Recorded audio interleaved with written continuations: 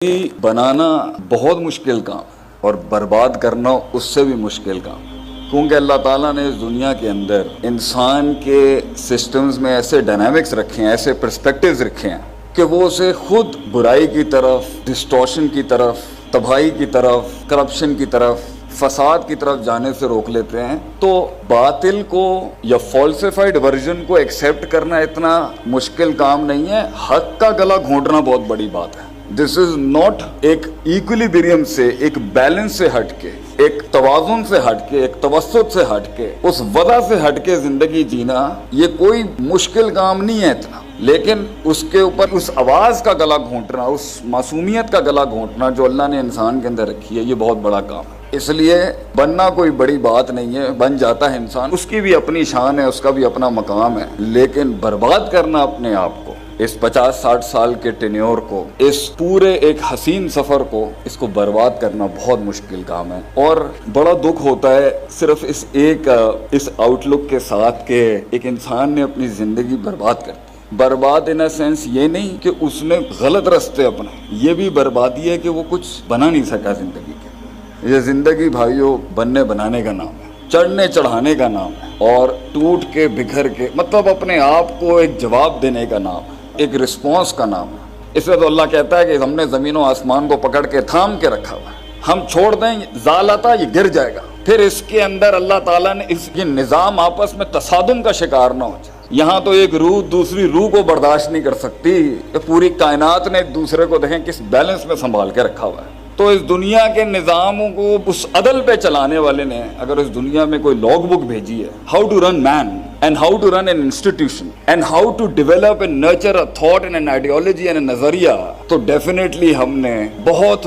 बड़ा नुकसान उठाया। मैं वेस्टर्न थिंकर्स के खिलाफ नहीं हूँ, इल्म कहीं से भी मिले हम कायल हैं सीखने के, लेकिन दुख की बात यह है कि जब उस जहद से आप कुरान हदीस खोलेंगे, मुझे नहीं लगता ह्यूमन इंसान के किसी फैसेट का कोई एस्पेक्ट होगा, चाहे वो उसकी रूहानियत से ताल्लुक रखता हो, उसकी इमोशनल कोशेंट से ताल्लुक रखता हो, उसके इंटेलेक्चुअल कोशेंट से ताल्लुक रखता हो, उसकी जो है वो परसेप्शनल एलिमेंट से ताल्लुक रखता हो, उसका फिजियोलॉजिकल जिस्मानी एलिमेंट से ताल्लुक रखता हो, उसका इंफरादी एलिमेंट से ताल्लुक रखता हो, या उसका इज्तिमाई कलेक्टिव एलिमेंट से ताल्लुक रखता हो। कोई ऐसा पर्सपेक्टिव नहीं है जिसकी ना कुलियात और जुजियात पे अल्लाह ने कहीं कॉम्प्रोमाइज कर दिया। तो जब हमने इसको इस जहद से देखना शुरू किया तो हमने देखा सुभान अल्लाह यार क्या बात है। इसलिए माइकल हार्ट ने ईसा अलैहिस्सलाम को फर्स्ट पोजीशन नहीं दी टॉप 100 मोस्ट सक्सेसफुल मैन के अंदर, नबी सल्लल्लाहु अलैहि वसल्लम को दी।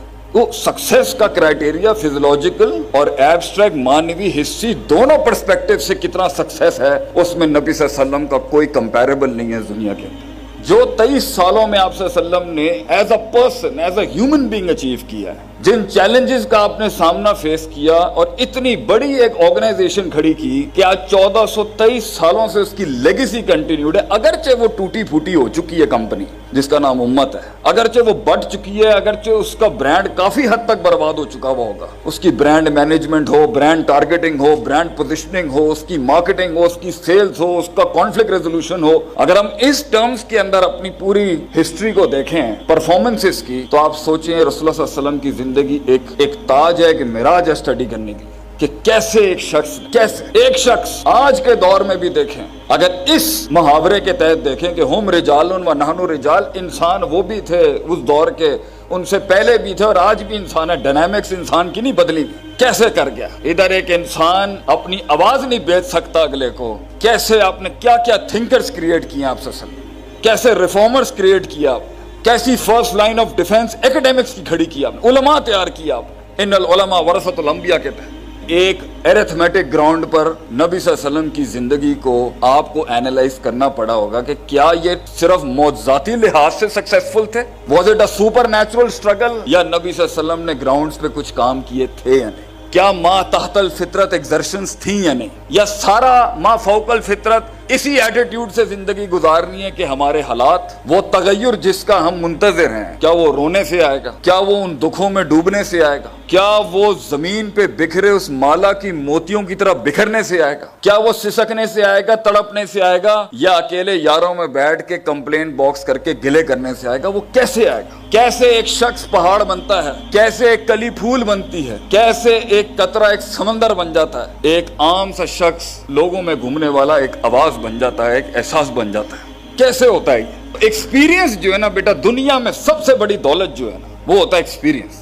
زندگی کے محل بنانے کے لیے، زندگی کی سلطنتیں بنانے کے لیے، اس بیج کو پیڑ بنانے کے لیے، اس کلی کو پھول بنانے کے لیے بھجن کتابی تھریٹکس ہوتی ہیں، مگر پریکٹیکل ایکسپیرینس کے بغیر علم کندن نہیں بن سکتا۔ علم اس معراج تک پہنچ نہیں سکتا، کانٹینٹ کے اندر وہ حسن آ ہی نہیں سکتا، وہ اسٹریٹجک کمانڈ مینجمنٹ آ ہی نہیں سکتی جب تک کہ ایکسپیرینس نہیں ہوگا، اور ایکسپیرینس کیے بغیر نہیں آتا۔ تو my question to the young guns over here is, کتابیں پڑھ کے کیسے فیصلہ کرو گے کہ یہ سولوشن پرووائڈنگ میرے پہ لگتی ہے؟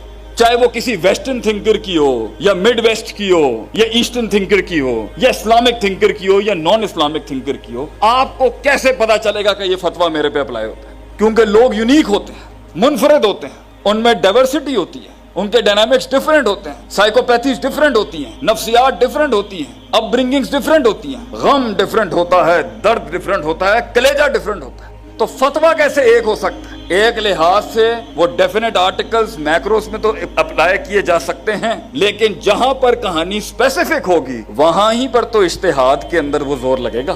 جہاں کہانی اسپیسیفک ہوگی وہیں سولوشن پرووائڈنگ کے انجن کے اوپر تو پریشر بیٹھنا ہے، وہیں تو آر پی ایم تیز ہوں گے مائنڈ سیٹ کے۔ تو محض کتابیں پڑھنے سے بھائی جان، محض کتابیں پڑھنے سے کچھ نہیں آ سکتا، جلنا پڑتا ہے اس کے۔ اس لیے آپ کبھی اگر آپ نے زندگی سیکھنی ہو نا تو یہ فٹ پاتھ کے سگنلز پہ ان بچوں کے ساتھ بیٹھ کے وقت لگائیں، آپ یہ بتائیں گے زندگی کیا ہوتی ہے، کیونکہ وہ اسٹریٹ سمارٹ ہوتا ہے، وہ روز ہار اور جیت کا سامنا کر رہا ہوتا ہے، وہ روز سروائیول کی جنگ لڑ رہا ہوتا ہے، بقا کی جنگ جو ہوتا ہے وہ لڑ رہا ہوتا ہے، اس کے پاس تھریٹکس نام کی کوئی چیز نہیں ہوتی۔ تو دنیا کی سب سے مہنگی ترین چیز اگر کوئی ہے نا وہ ایکسپیرینس۔ اور اگر کسی بھی محل کے اندر آپ کو کوئی سینئر شخص یہ بات سکھائے، یا آپ کا کوئی کولیگ سکھائے، یا آپ کا کوئی جونیئر سکھائے آپ کو، ایک قوم جنہوں نے دنیا پہ راج کرنا ہوتا ہے وہ ایکسپیرینس، اور میرا پرسنل ورڈ جو میں یوز کرتا ہوں نا وہ لاگ فائلز اکٹھی کرتا ہے۔ آپ کے ارد گرد میں آپ کو استاد نہیں ملے، یہ ہو نہیں سکتا۔ آپ کے ارد گرد میں آپ کو اپنی فیلڈ کا پیر نہ ملے، یہ نہیں ہو سکتا۔ آپ نے تلاش کیا آپ کو ایک رہبر، یہ ہو نہیں سکتا۔ ابھی قیامت نہیں آئی کہ اللہ اس دنیا سے اہل علم اٹھا لے۔ صحیح مسلم کی روایت ہے، قیامت کی بڑی نشانی کیا ہے؟ انتزاع العلم۔